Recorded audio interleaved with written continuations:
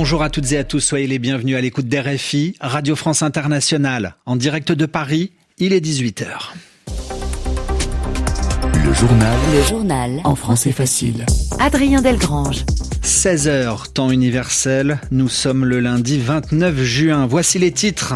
La terre a de nouveau tremblé au Venezuela. 5 jours après une première catastrophe naturelle qui a fait d'importants dégâts et tué de nombreuses personnes, vous entendrez dans un instant la colère des survivants.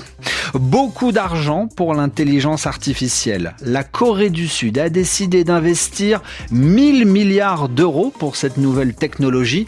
Explication à suivre d'Agnieszka Kumor. La canicule et ses températures très élevées qui se déplacent désormais vers l'Europe centrale. Enfin sport, football, Coupe du Monde. En attendant dans quelques heures, Brésil, Japon, puis Allemagne, Paraguay et enfin Maroc, Pays-Bas. Nous ferons un pas de côté dans cette édition. Reportage à suivre dans le quartier de Little Italy. Nous serons à Boston. Voilà pour les titres. Soyez les bienvenus. Le journal en français facile. Une nouvelle secousse a donc fait trembler ces dernières heures le nord du Venezuela. Les villes de Caracas et de la Guaira ont été une nouvelle fois secouées. C'est ce qu'on appelle une réplique beaucoup moins violente que les 2 tremblements de terre du 24 juin dernier. 5 jours après cette terrible catastrophe naturelle qui a tué de nombreuses personnes et détruit beaucoup de bâtiments, la colère monte au sein de la population. Les habitants demandent des comptes aux autorités car ils se sentent abandonnés. Reportage RFI, Alice Campagnol. Après la stupeur, la colère. À la Guaira, où le séisme a fait le plus de dégâts, les habitants se sentent livrés à eux-mêmes. Dans certains quartiers excentrés, l'aide officielle n'est jamais arrivée. Isabelle est assise devant son immeuble détruit. Pas de policiers, pas de militaires, pas d'ambulance, il n'y a rien de rien. Nous sommes tout seuls à survivre comme nous pouvons. Pas non plus de représentants du gouvernement, rien. La frustration, accumulée à la fatigue et au désespoir, crée des tensions et les altercations se multiplient. Bianca raconte comment elle a dû forcer les secours à intervenir dans les débris de son immeuble. On s'est planté devant les engins de chantier pour qu'ils nous aident. Alors on a pris les clés aux conducteurs, on leur a dit qu'évidemment ce n'était pas leur faute, mais que ce que l'on réclamait c'est qu'ils nous aident à faire tomber des murs, car à la main c'était impossible. Notre haine à nous les gens qui avons perdu quelqu'un, c'est de nous dire que peut-être ils auraient pu être sauvés, ou peut-être pas, on ne le saura jamais. Si hier, 4 jours après le désastre et malgré la chaleur et la déshydratation, des survivants étaient encore découverts, ils sont malheureusement de moins en moins nombreux et ce sont désormais en majorité des cadavres qui sont extraits des décombres. Alice Campagnol, Caracas, RFI. Avec un dernier bilan en nombre de morts qui s'élève à plus de 1450 personnes qui ont perdu la vie dû à ce tremblement de terre. L'actualité sur le continent africain, nous parlons à présent d'Ebola en République démocratique du Congo. Malheureusement, cette maladie mortelle gagne du terrain ces dernières heures. Une personne porteuse d'Ebola a été confirmée dans une 4e province de RDC. Désormais, toute la partie nord-est du pays est concernée. Ce dernier cas a été détecté dans la province du Haut-Uélé, province frontalière du Soudan du Sud et de la République centrafricaine. Au Proche-Orient, le président libanais affiche sa détermination. Joseph Aoun recevait aujourd'hui à Beyrouth le responsable du commandement américain pour le Moyen-Orient et devant lui, il a réaffirmé la détermination de l'État libanais à étendre son autorité jusqu'à la frontière avec Israël. Les 2 hommes ont discuté de la mise en œuvre de cet accord signé il y a maintenant 3 jours à Washington avec Israël.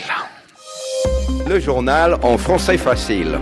La Corée du Sud décide d'investir une énorme somme d'argent dans l'intelligence artificielle. 1000 milliards d'euros sur 10 ans, soit l'équivalent des 2/3 du produit intérieur brut de la Corée du Sud l'an dernier.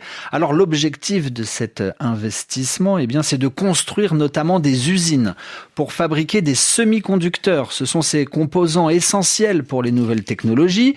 L'idée est aussi de fabriquer des data centers, des centres qui stockent les données. pour la Corée du Sud. Cet investissement permet aussi à Agnieszka Kumor de rester leader, de rester le premier du marché. Profiter de la demande mondiale pour l'intelligence artificielle et contrer la concurrence chinoise. Voilà la stratégie du gouvernement sud-coréen. En détail, une enveloppe de 455 milliards d'euros permettra de sortir de terre 4 usines de semi-conducteurs. Elles devraient être construites dans le sud-ouest du pays.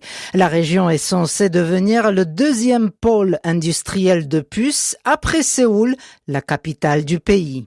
Un autre investissement proche de 600 milliards d'euros vise à construire de nouveaux centres de données dédiés à l'IA.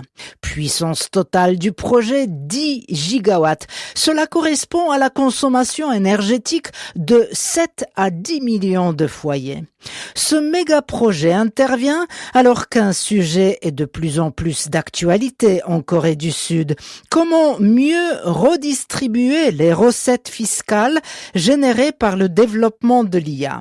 Dans l'entourage du président, on dit souhaiter les diriger vers les start-up dédiées aux jeunes, des communautés rurales ou encore des artistes. Agnieszka Kumor, RFI à Paris à 18h06 dans l'actualité européenne. 6 morts et 1 blessé. Une fusillade a éclaté aujourd'hui dans une ville du nord de l'Allemagne.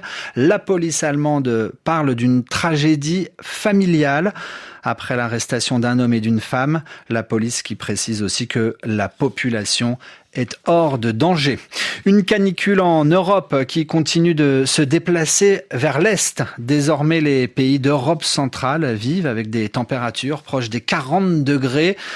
On pense à la Croatie, la Serbie, l'Albanie ou encore la Pologne. En France, toute vigilance canicule a été levée. Dans l'actualité française, aujourd'hui, journée de mobilisation dans la justice. Avocats et magistrats sont appelés à une journée justice morte avec des rassemblements un peu partout en France devant les tribunaux. Parmi les revendications, davantage de moyens pour exercer leur métier dans de bonnes conditions. On referme ce journal en parlant de sport. Ce sont les matchs tout d'abord du mondial de foot. Parmi les affiches des 16e de finale de cette Coupe du monde de football aujourd'hui, Brésil-Japon dans 1 heure à Houston. Un peu plus tard à 22h30 heure de Paris, Allemagne-Paraguay. Le match se jouera à Boston. À Boston, cette ville américaine qui accueille de nombreuses rencontres de la compétition. Et comme dans la plupart des grandes villes américaines, Boston a son quartier italien. Son Little Italy est d'ailleurs l'un des plus anciens du pays. Tout un quartier qui vit assez mal ce mondial, car rappelons-le, l'Italie ne s'est pas qualifiée. Envoyé spécial d'RFI à Boston, Thomas de Saint-Léger.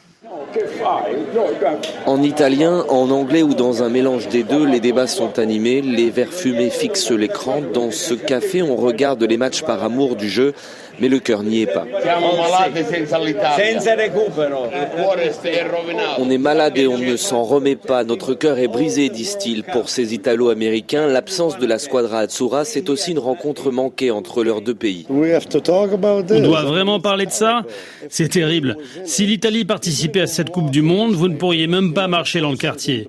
Avec tous les drapeaux, toutes les affiches, tout le bazar qu'on est capable de mettre, là c'est animé, mais loin de ce que ça aurait pu être. Avec sa centaine de restaurants sur moins d'1 km² de briques rouges, Little Italy est un quartier touristique surtout. Alors, Squadra ou pas, la Coupe du Monde est une aubaine. Anna, patronne d'une trattoria. Les affaires marchent bien. J'ai adoré les Écossais. C'était vraiment les meilleurs touristes jusque-là.